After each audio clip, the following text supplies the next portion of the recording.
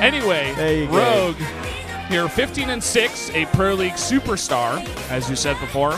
He's actually changed his song. Joker, I haven't seen this one. Is it good, Valdez? I haven't seen it either. This is actually my first time listening to this. All right, 5-2 versus Bbyong. He does have a pretty big winning history against this player. The tables have turned, though, in this matchup, I feel. More and more Terrans are figuring out the mech style and how to take it late game and kind of creating an unbeatable army if they're allowed to. Here we go. It's the Mom Spaghetti song. I love this song. It's actually my favorite song in the world, Valdez. Yeah. Is that so? It is. He is great. It's a great song. Oh, I love it. And it gets you showed me a really funny picture earlier. Yeah, man. About Mom Spaghetti. Maybe we can share it a little bit later. I wish I knew the lyrics off by heart. I'd sing along, Valdez. But there's a lot of spaghettis that come into it. A lot of spaghettiing, that's for sure. Yeah.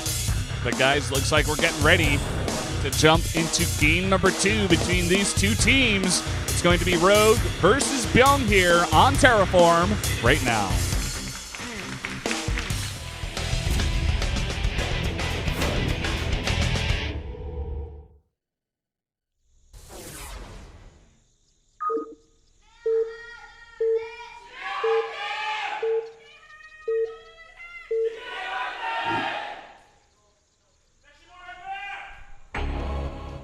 Down here in the bottom right, it is Rogue. Sexy boy. And up here in the top left for CJ, Mom Spaghetti. Oh, there he is in the flesh.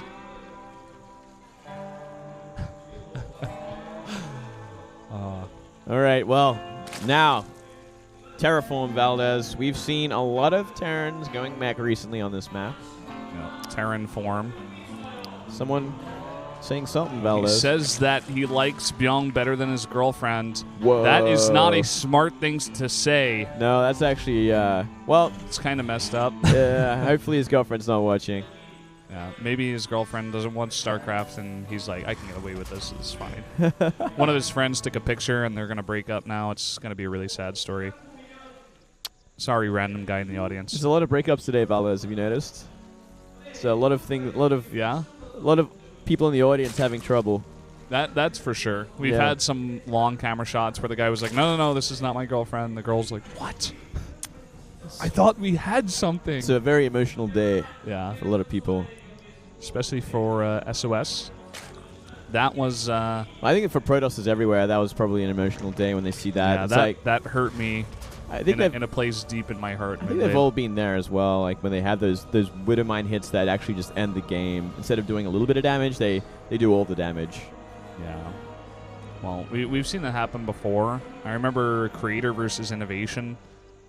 We were saying, Innovation in a fantastic spot. I think it was like round 1 or round 2 as well, where Innovation had just come off that 6-0 round 1. And Creator just got stomped. Like, Innovation got 16-plus kills with Widowmines, and it just, like, kept on coming, and he could never climb out of that hole. Yeah, and once that begins, like, always the threat of Widowmines is always going to be, you have to pull your workers, you lose even more economy, even if the damage has already been done. It's just never ending. Oh, here we go. A little SUV scout. Safety first for Rogue, going for that pool first. Getting some lings out as well. Maybe he wants to try and delay a Nexus, a command center on the logo. I'm tired, fellas. But it's been a long day already. It's been a long day, man. Good. No you Nexus. Get a pass this time. No Nexus on this map. Mm-hmm. But it is going to be actually a 1-Rax expand here, so there's going to be plenty defense for Bbyong, so long as he keeps his Marines at the natural. I mean, if he's going to venture out, he could get surprised by these lings that are moving across the map. Seems like Rogue may have done his homework, and he's going to make sure that none of his Overlords get picked off by these stray Marines. That Rax was going for the Overlord snipe, but not going to come to fruition here.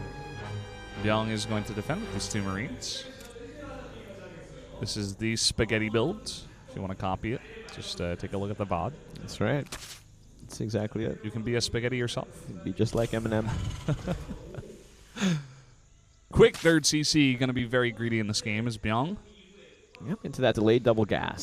So it's going to be a very healthy economy once he gets it off the ground. And From here, Rogue should take full advantage of it. He did go for that gas, but he could have certainly got away with gasless going into a very greedy build of his own and a quick third base. There's pretty much no damage coming anytime soon. No even threat in the map. Lings are going to actually start work on the destructible rocks here. Yeah, I wonder why. I guess just going to buy himself some space. If he can knock down these rocks and then his own rocks, Bbyong is going to have to do a big loop around the map.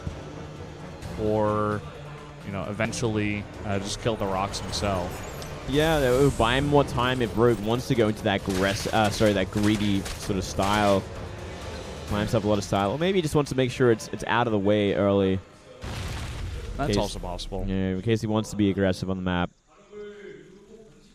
This also helps, you know, put a hitch in any kind of 2-base Hellbat armory build. It's, you know, it gets rid of those annoying, or at least delays the timing of those builds just a bit.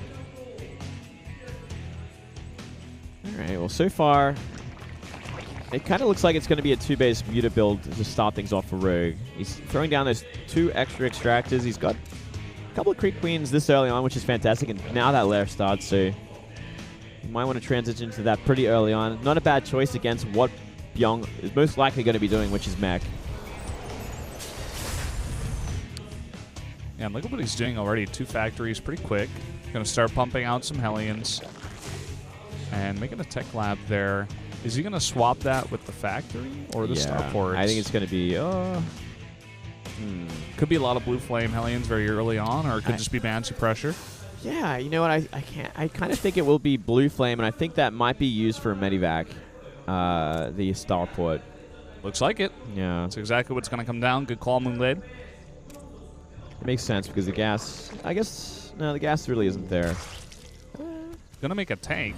Tank and a Viking. Okay. Yeah, no Blue Flame just yet. Well, that's like safety first as well. You know, like you get a tank out, you're not going to die to any sort of roach timing early on or anything like that. I think that's the idea. He knows he can eventually hold on this map. It's pretty good for mech, as we've seen before. We've said it many, many times. It's really, all about lasting till that point in the game when you do have those 4 bases and you have all the time in the world to get that perfect army. As long as you can get there, you should be fine. But we are seeing more and more Hellions coming out. Just 1 tank for safety, as you said. Overseer sees everything.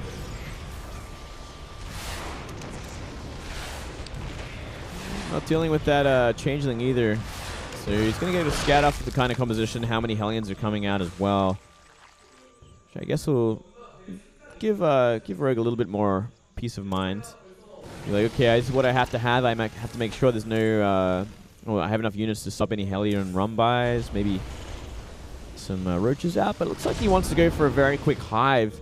So the next question I have is he planning for maybe quick Broodlords behind this? Broodlords wouldn't be a bad choice if they're kind of a surprise build. If they're kind of detected, there'll be more than enough Vikings out and it'll just get shut down in a big way. But if not, can be pretty tricky to deal with. Looks like he's going to go for a bunch of Mutas first. And here comes the drop of 4 Hellions. Maybe he can morph him. Flying Locust upgrade. Oh, boy. Oh, boy, oh, boy, oh, what? boy. Yeah. We've seen this before from Rogue. Actually, he did it against Hero at Protoss. So we're going to see it here against a mech. This should be a very interesting game. Let's see how much damage these Hellions get first. Well, 4 Hellbats in the main. Fair amount of damage. Hellbat's looking for a drop on drones. Oh, he's looking for the damage. I think he should have gone for the ones in the main. They were totally undefended. Yeah. And just going to drop in here, trying to take efficient trades instead. But he stopped a lot of mining time at the very least. It's true. And he also did scout the Mutas coming out with this kind of build. So he's got Widowmine setting up. He's building 4 turrets at a time, pumping out some Thors so he can prepare for this. Wow, this Flying Locust is... I'm excited, Valdez. I can't wait to see what he's got planned with this. Because I think Rogue is very creative. Yeah, I think what this must be is harassment for the main. I think it's Nidus. I think we're going to see Nidus coming up because maybe, at least. I'm hoping so because we do see like some interesting positioning with Lings around the map that might be good for a Nidus if it comes out, but maybe not.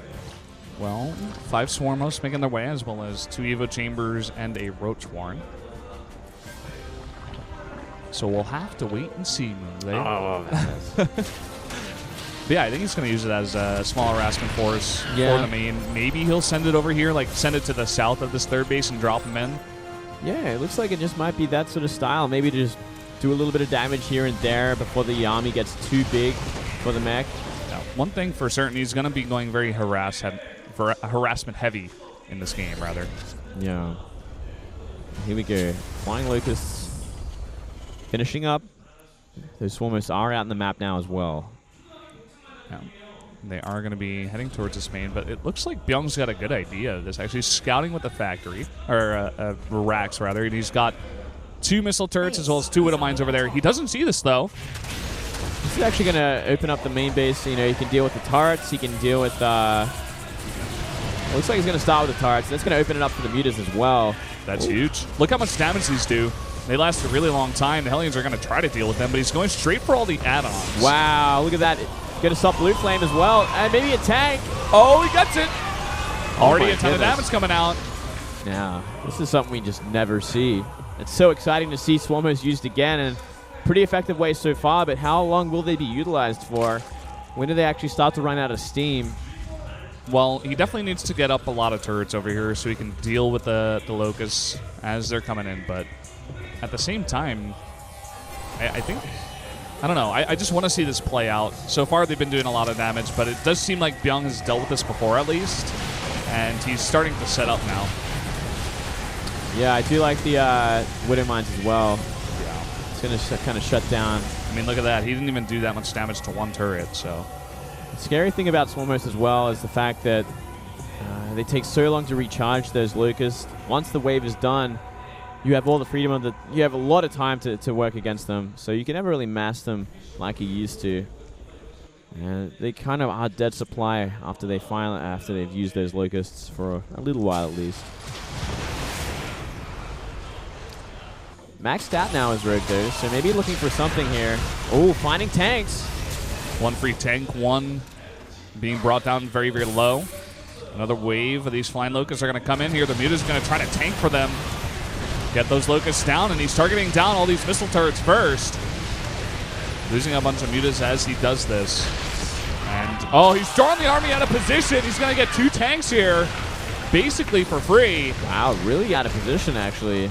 He's actually working on this planetary before it's finished up. I think he might be able to kill it. As long as he commits here, I think he should be able to. These SCVs are desperately trying to get over here for the repair, but it is going to go down. And now he can just back off, delaying that 4th base even that much more. Certainly surprised he did not lift that. I feel like he had all the time in the world to do so. He was looking at the HP bar as well. And he's going to do an eBay block on that gold. Try and make sure that never happens again, but the scary thing now, his Blinding Cloud is up and running. You see Viper's out, and they're going to be looking for the next attack. Yeah, I love the style we're seeing on a Rogue here. It's just so different, something we really just never see, at least with the Flying Locust and the Muta Harass. We'll see how this follow-up will come into effect. Will he try to drop in Locusts into the main as he attacks to try to just attack from 2 sides, or do you think he'll use those Locusts in the fight? I think they should kind of use them in the fight. Maybe, or like at a base that's lightly defended, maybe with a tank and a couple of turrets. Maybe even like that 3rd base, if you can get around there with the Swarm Hosts, they could do a lot of damage there. We're sending some units along the bottom. In the meantime, here we go. Blinding Cloud is going to even pull the tanks as well down the ledge. Well, the only problem with that is Blinding Cloud's going to work on the Locusts as well, so they won't be able to shoot underneath them. They are ranged after all. Kind of interesting. He is getting a ton of pulls here. There he goes. That supply being slowly taken down. Look at this. Bunch of roaches in towards the 3rd base. Bbyong is being picked apart, man. Completely undefended 3rd as well, mind you. Very surprised he left it so exposed. He's going to take some serious SCV damage from this, but he's going to clean it up without maybe critical damage happening. The supplies aren't too far apart either, considering it is mech against Zerg. More Flying Locusts are coming in, but he does have a lot of stuff over here at this point. Lots of Hellbats, and even a tank in position. But I mean, they still do a bunch of damage. Yeah, it's still whittling away at their defenses. I guess over time it's going to be cost efficient. Still a pretty impressive bank for Rogue as well. Yeah, I mean, with the amount of aggression that Rogue is putting on, he's bought himself so much time to get up 5 bases super easily. It still doesn't take away from that 4th base that Bbyong has, and how he's just sitting back here on this very passive mech style, and how he'll eventually be able to max out, and how those Swarmos are probably not going to help out too much in the eventual big, straight-up fight. Yeah, it's going to be a problem when it gets to it, right? That's what you would assume, but let's see what Rogue has prepared, at least. Bunch of pulls once again. He's actually being very effective with these abducts. Did he kill his own Swarm host? What happened there? All the Swarm hosts went down, and they weren't in range of tanks, I don't believe. Not entirely sure. Maybe he was actually a little too close with those Swarm hits, and the tanks from below in the natural dealt with him. Actually managed to miss what actually happened to them. Maybe he threw them away as well. Yeah, that's possible. He's transitioning now into Broodlords. And a ton of Vipers, by the way. 4, now going up to 6. So that's going to be a huge part of the army here for Rogue. It's really going to be up to Bbyong to identify exactly what the tech is as well. He's going to have to start scanning around, try and find these corruptors more than anything else. Have a complete idea of what's up. The Roaches, they're looking to come behind here with the burrow movement. But they are being shelled, and a bunch of scans coming down, trying to help deal with that. Planting a CC right in front of the Roaches, it gets targeted down. Not a surprise there. They're going to get wiped out, but it really is just freeing up supply. Yep. Uh-oh, big Hellion run by here. Only one Queen to deal with this.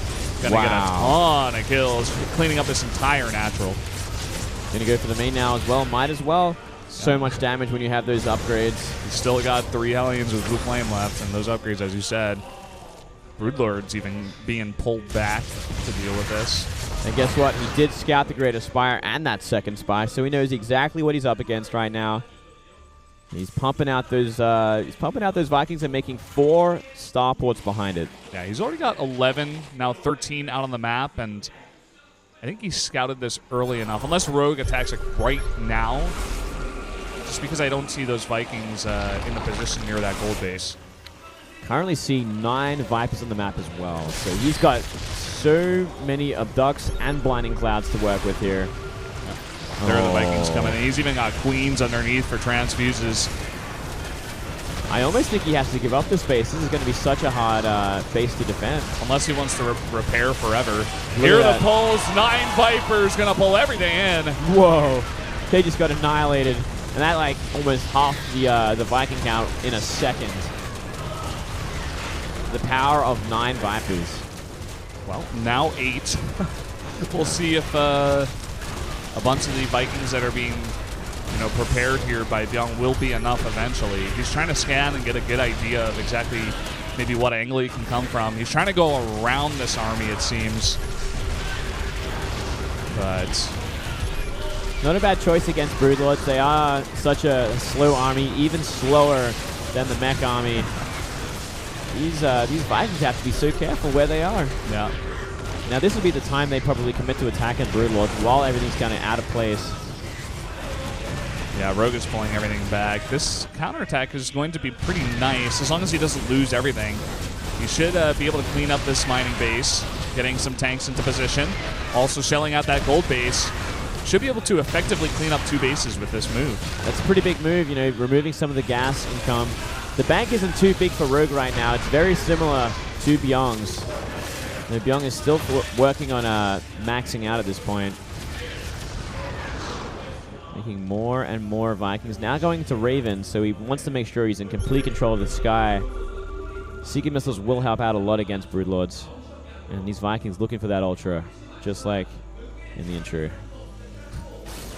Probably won't work out just the same as well, even with this many. It's just never a good thing. Well, Rogue once again looking to shell that gold base, I believe. Getting his units back into position after defending against that attack from Bbyong.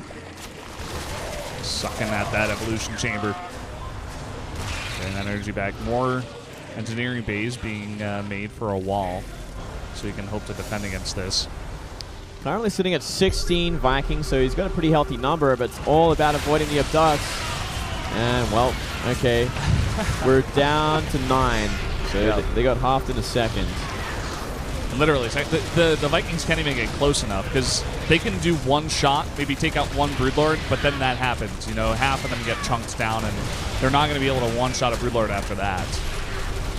More pulls coming in. Going to get 2, it looks like this time. That was for a Viper, so that's a bit of a better trade here. So this guy goes down looking for another one. Oh, here come the Seeker Missiles. That Broodlord looking to split.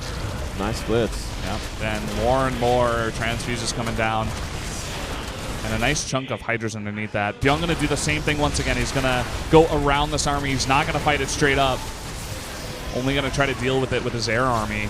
Getting some nice hits on that one Broodlord. Takes one out. But at the same time, Rogue's got a pretty nice bank. Yeah, he can make up for it in a big way. He'll just simply change his tech now. Oh, these Vikings trying so hard to do some damage to the air units, but they're not finding any kills at all. I guess the one redeeming thing is all these tanks removing a base. Got to get out of there before the army comes back there. Yeah, it's something, but I don't know. He is going to retake this gold base. It's funny that Bbyong hasn't taken any other base. He's just sat here on core base and said, okay, that's enough for me. That's all I need. I just think he's really had enough room to do more than that. Or maybe he has, but he's kind of getting choked out at this point. He lost the gold base. He's actually got a couple of extra command centers. He should be considering floating one down to the bottom left at the very least. He's trying to take the forbidden bases, but with the Broodlords, oh, they're getting pretty far ahead. Where are the Vipers to support? He's going to have to transfuse to try to keep them alive, and he does, but scary situation for Rogue. He can't really be losing those right now. 5 more Broodlords join that army as well, so even a scary account. Yeah, so maybe he can't afford to lose it. Yeah, he can kind of afford it right now. All these Vipers trying to get their energy back, destroying Evolution Chambers left, right, and center. Yeah. Whoa, he's actually up to 11 Vipers now. So he's very happy with their constant use. He's doing well with the abducts, that's for sure. Well, Bbyong's going to have to give up that base. It should almost never be taken, unless you're like Rogue and you're constantly aggressing and you're not going to be attacked anytime soon. All right, well, Bbyong's kind of in a bad place right now. The army is so huge for Rogue. And Bbyong's still trying to get off the ground with his army coming in, trying to max out, and find an answer for this massive Viper composition. Yeah, now he's going to try to repair this planetary, but there's not even that many minerals and gas there, and Rogue's got this totally sieged down. I don't think Bbyong's taking that base unless he can somehow fight the army of Rogue once again. I really like this this composition that we are seeing from Rogue as well. It's so hard to deal with at this point. I don't think there's any kind of answer that he has. Oh, and the Viper's coming through, getting a nice position, 2 free tanks, and more stuff being picked out of the sky. Oh, big Seeker missiles there. Yeah, some Seeker missiles are going to land, and now the Broodlords are going to be pushed back. The Viper's kind of running out of energy, and still a decently scary army here from Bbyong. This is actually a terrifying army. We are seeing a remax of Ultras. 13 Ultras. 13 Ultras. But look at that, Valdez. In a second, it can change momentum. And it was all about those Seeker missiles. They completely put the army out of position, and if they weren't out of position, they were taking maximum damage. The question here now, though, is Bbyong going to have enough to stop this? You know, the big switch into Ultras. Well, that is the question, and something that Bbyong actually has to be incredibly careful of at this point, because no doubt he would be expecting a huge remax at some point of a unit that's going to try and deal with this composition, and what better than to deal with it with massive amounts of Ultras. Look at this, pulling back very smartly so. But he's still on the run, and there's a lot of creep over here. These Ultras are really fast, and the Vipers are on the taste once again. Oh, man. Seeker missiles will land, but he's picking off unit after unit. Oh, he got rid of a bunch, but still, is there actually going to be enough left over? I don't know. Well, the Vikings are going to deal with everything in the sky. Not really at all. That army got shredded. Look how many Ultras that is. That's a obscene amount of Ultras, but not much support, and a nice spread here of tanks. Oh, actually, yeah. Look at those tanks at the back. Doing so much damage.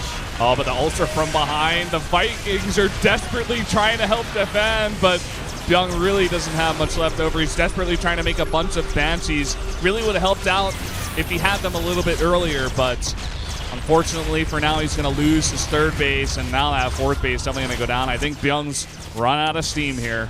Yeah, completely so. Yeah, that bank is doing so much work for Rig, and great competition to switch there.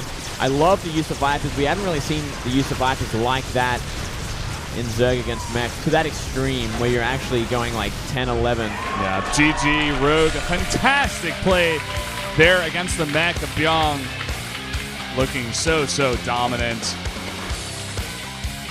You Moonglade yourself were even saying at one point that you weren't sure how Bbyong would ever deal with that composition of the Zerg. Something we usually see being said in the opposite situation about the Mech. Yeah, I guess he just really needed those Ravens a lot earlier to try and zone out most of the army and stop the army from just absorbing all these abducts and destroying them instantly.